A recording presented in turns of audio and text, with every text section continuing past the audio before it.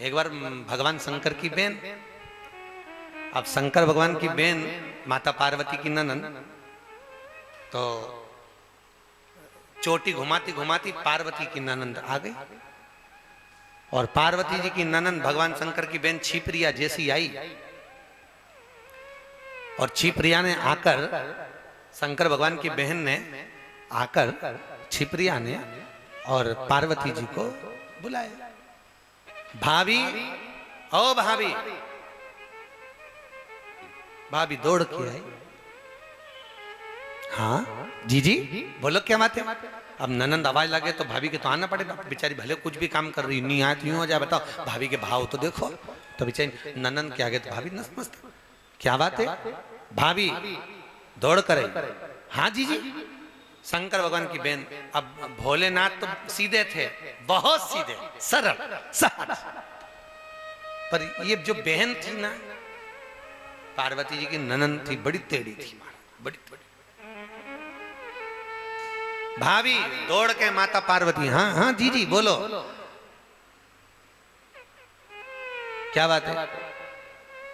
तो पार्वती जी से कहा, अब आप स्मरण नहीं करती जो तप आपने शादी के पहले करा था, साधना करी थी भगवान शंकर से विवाह करने से पहले, तो तुम साधना व्रत उपवास नहीं करती। पार्वती जी बोली, जी जी अब तो मिल ही गए, अब मिल गए तो अब क्या करना। माता छिप्रिया ने कहा, भाभी आपको उतनी साधना करना चाहिए। अब भाभी के मुख से एक बार निकल गया, जी जी तुम भी दिन भर घूमती रहती हो, तुम्हारे मुंह से भी तो कभी भगवान का भजन नहीं निकलता, इतना बस पार्वती जी बोल देवे। और छिप्रिया फिर कहती क्या, छिप्रिया ने कहा, भाभी हमारी तो पूरी जिंदगी निकल गई, भजन तुम्हें करना चाहिए, तुम कुल की बहू।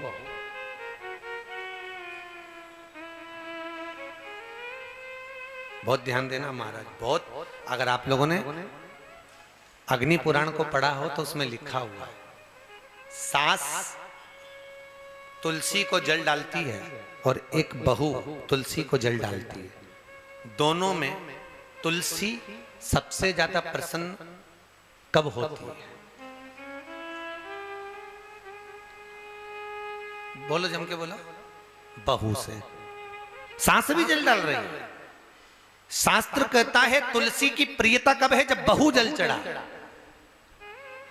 सास जल चढ़ा रही है, मना नहीं है, पर बहू की प्रियता में। कितना सुंदर कहा। एक बार एक सास को मायके जाना था और मायके जाते जाते उसने अपनी बहू से कहा, बेटा मेरे मायके में शादी आई, तो मम्मी ने, तुम चले जा, फिर घर में ये ठाकुर जी की सेवा कौन करेगा? तो सास ने पूछा, तो बहू कहती मैं कर लूंगी, तुम तो जाओ।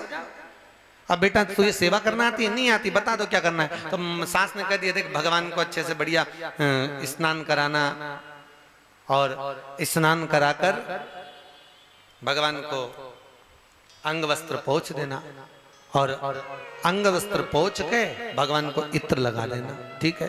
और इत्र लगा के भगवान को सुंदर वस्त्र पहना देना, ठीक है? और वस्त्र पहनाने के बाद भगवान को सुंदर सुंदर आभूषण, रत्न, माणिक सब पहना देना, ठीक है? और फिर भगवान जब तैयार हो जाए तो उनको दर्पण दिखा देना, कांच कांच दिखाए, भगवान मुस्कुरा दे, तब भगवान को राजभोग धरा देना, भगवान को भोजन कराना, ठीक है? बस इतना ही है ना, बहुत है। और बाद में भगवान को सुला देना, ठीक। सास ने बताया, वो बेचारी मायके चली गई। बहू सुबह से उठ के 3 बार ताली बजाई, जैसे सास ने बजाई, बता उठा दिया, भगवान को बिठा दिया, नहवा दिया, इत्र लगा दिया, इत्र लगा के कपड़े भी पहना दिए, कपड़े सब कुछ करा करके भगवान को दर्पण दिखाया। अब दर्पण दिखाया तो भगवान मुस्कुराए नहीं। अब सास ने कहा था भगवान जब मुस्कुरा दे तो राजभोग कर देना, भोजन करा देना, मुस्कुराए। अब बहू को लगा मेरी सेवा में कोई कमी रह गई, इसलिए भगवान हंसे नहीं है। बहू ने वापस कपड़ा वपड़ा उतार के उनको रजाई गद्दा में फिर सुला दिया और वापस सुला। अब बहू ने वैसे ही रजाई गद्दा में वापस सुलाया और भगवान को फिर थोड़ी देर घूम के आई, फिर 3 बार ताली बजाई, अब बार दम से बजाई। अब दम से बजाई, फिर भगवान को उठाया, फिर नहवाया, फिर इत्र लगाया, कपड़ा वपड़ा पहना के फिर तैयार करके फिर दर्पण दिखाया। दर्पण दिखाया तो अभी फिर नहीं मुस्कुरा। बहू को लगा मेरी सेवा में कोई कमी है, इसने कपड़ा वपड़ा उतार के वापस रजाई गद्दा में सुला दिया। सवेरे 9 बजे से भगवान को नहवा रही, कपड़े पहना रही, दर्पण दिखा रही। 9 बजे से दोपहर की 2 बज गई पर भगवान मुस्कुराए, परेशान। भगवान भी मन में सोच रहे, सास तो चली गई, इसको छोड़ गए, ये नहवा रही, कछु खबा तो रही नहीं, केवल नहवा रही। अब भगवान सोचे अब खवाएगी पर खवाने का टाइम आता सुला देती, खवाती कछु भगवान को। अब भगवान ने मन में विचार करा, अब की बात दर्पण दिखाएगी तो ये 3 बजा देगी, इसलिए और सुबह का शाम तक जिमाएगी का मतलब हुआ, अब की बार दिखाएगी तो मैं हंसी दूंगा पक्का।